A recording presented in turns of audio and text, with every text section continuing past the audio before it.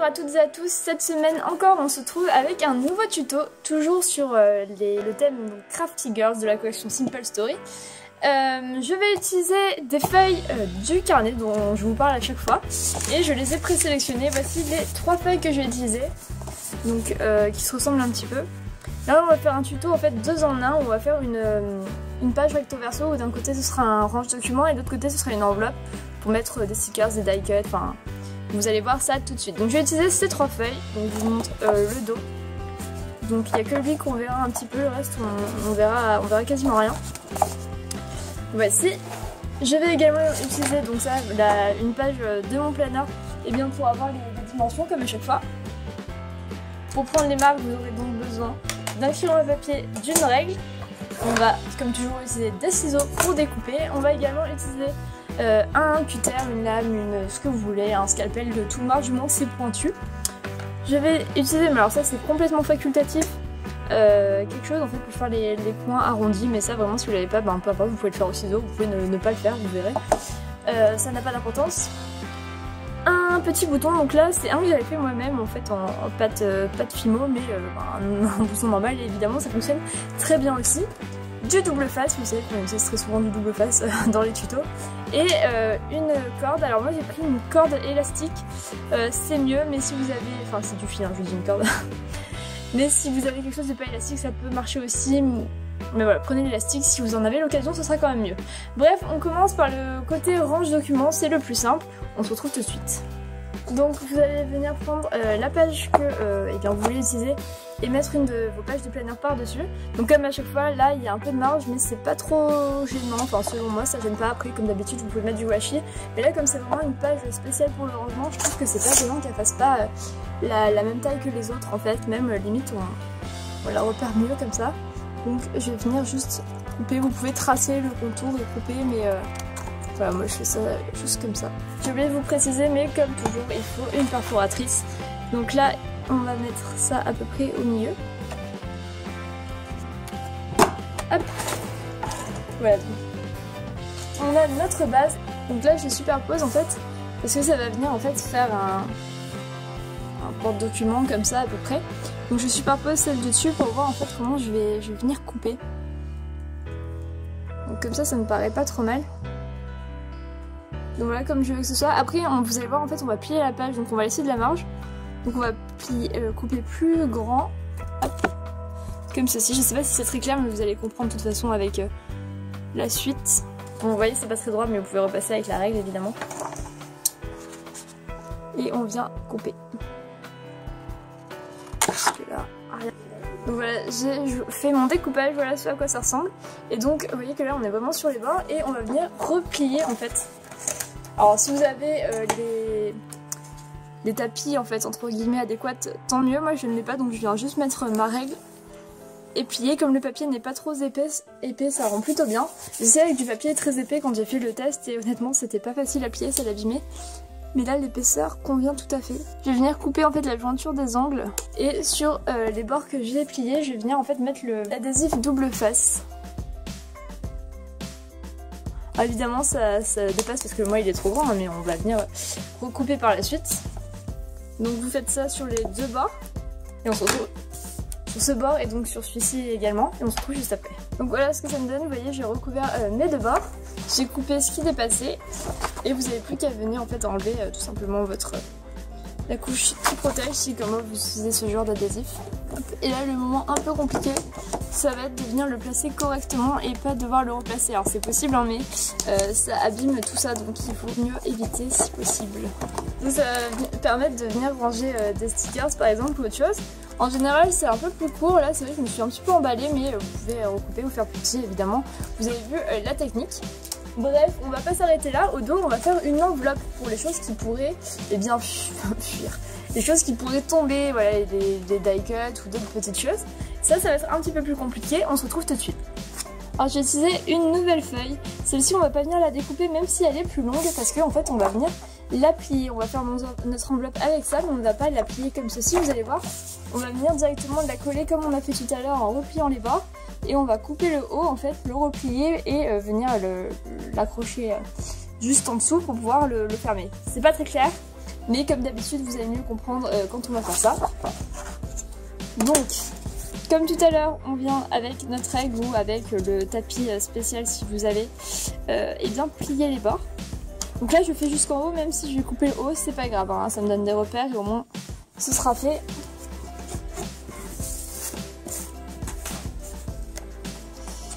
Voilà ce que ça me donne. Comme tout à l'heure, encore une fois, on vient découper les petits angles hein, des deux côtés. Voici. Donc là, en gardant plié, pour avoir une idée, on vient le superposer à notre feuille. Donc vous voyez, on n'a pas coupé tout à l'heure, on a de la marge, mais c'était fait exprès. Ça va nous permettre en fait de faire le dessus qu'on va replier sur lui-même. Alors, dans mon test, j'avais fait 2,5, c'était pas assez. Je vais essayer de faire 3,5 cette fois-ci. Et on va venir couper sur le trait qu'on vient juste de tracer, évidemment. Alors maintenant, on sait que notre enveloppe arrivera jusque là. Et qu'après, on aura notre dessus. Alors désolé, la caméra a bougé. Hop. Voilà ce que ça va donner, grosso modo. Donc là, on n'a aucun intérêt à garder les bords puisque c'est le haut de l'enveloppe en fait. Et le but, c'est que ça se rabatte. Donc si jamais on fixe les bords, et bien on ne pourra pas l'ouvrir. Comme moi, vous voulez des bouts arrondis, et bien venir les couper. Ou du bon côté évidemment, hein. Pas le côté qu'on va replier ensuite parce que comme tout à l'heure on va venir replier. Pour le haut là je vais pas vous cacher, je retourne cette séquence car en fait c'est trop peu hein, de millimètres comme je faisais pour le reste. Je vous conseille plutôt de faire 1 cm, 1 cm et demi. Vous allez voir, ça rendra mieux à la fin. Donc vous voyez, si comme moi vous n'avez pas pris la bonne longueur au début, hein, c'est pas grave, hein, vous pouvez juste replier et ça se passe très bien. Voici, ce sera plus joli. Comme pour tout à l'heure, on va venir recouvrir toutes nos bordures, donc nos 4 bordures ici, de double face et on se retrouve juste après. Donc voilà, j'ai recouvert tous mes bords comme je vous l'ai dit, mais avant de les coller, on va venir en fait préparer la fermeture. Donc ce que je vais faire, comme je vous l'ai dit, moi je vais mettre un petit bouton ici et donc un système de fil en fait qui va venir s'accrocher. Donc c'est à ce moment-là que notre fil évidemment devient utile. Alors vous allez venir fixer votre nœud tout d'abord. Donc voilà, moi c'est 1 avec 4 trous, si vous avez 2 trous c'est quand même plus pratique. Je vais quand même essayer de passer dans les 4. Hop. Mais comme je vais garder que 2 fils, vous allez voir ce qu'on va faire en fait, je vais faire comme ça. Donc je me garde de la marge parce qu'après je vais faire un nœud et puis pour couper et ajuster ce sera quand même beaucoup plus simple.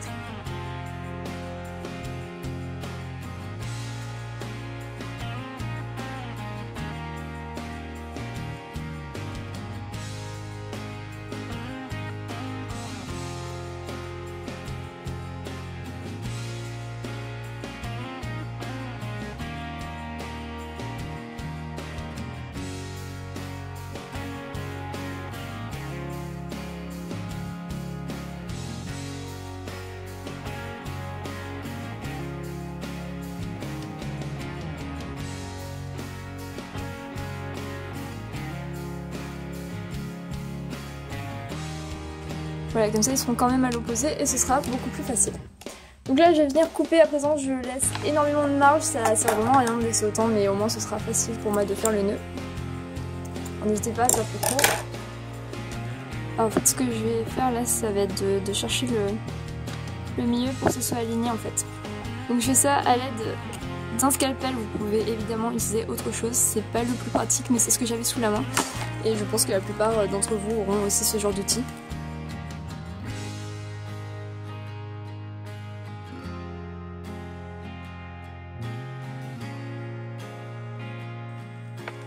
Si comme moi vous avez un peu de mal, n'hésitez pas à utiliser, voilà, moi j'utilise mon crayon papier en fait pour m'aider à introduire le fil.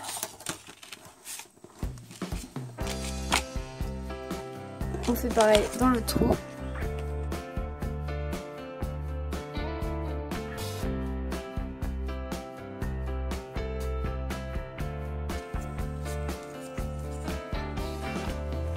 Voilà, et là je vais faire mon nœud.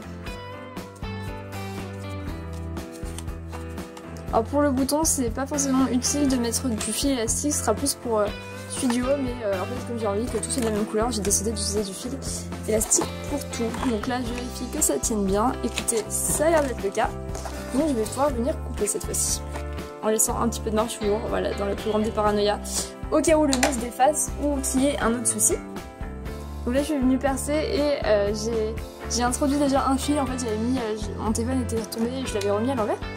Donc je vous fais la version abrégée de l'histoire. Hop. Voilà. Et comme tout à l'heure, vous pouvez venir vous aider du stylo si besoin.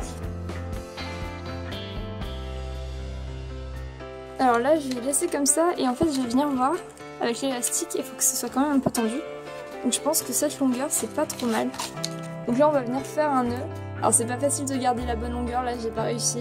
Mais après, comme c'est élastique, c'est pas trop embêtant. Dans tous les cas, ça s'arrangera comme il faut. Hein. Et je viens couper, mais pas trop pris. Voici. Donc en fait, le but étant de refermer à l'aide de cet élastique. Il veut pas, donc là c'est pas facile parce que c'est pas monté, et voilà, de venir en fait entourer le bouton, comme ceci. Voilà, on y arrive. Bon là c'est pas facile, mais une fois qu'on va le fixer et on va faire ça tout de suite, vous allez voir, ce sera beaucoup plus clair et beaucoup plus simple aussi. Donc on peut enfin venir enlever les bandes. Donc évidemment, si vous utilisez les sortes de souris en fait, vous ferez cette étape avant. Là c'est vrai qu'en fait c'est parce que j'ai pu penser, honnêtement, j'étais dans le repliement de mes bandes, je me suis dit hop, on fait tout en même temps, on met l'adhésif en même temps, mais vous pouvez bien faire cette étape après. Par contre le fait de plier, il faut le faire avant pour avoir les bonnes dimensions pour le haut évidemment. Voici.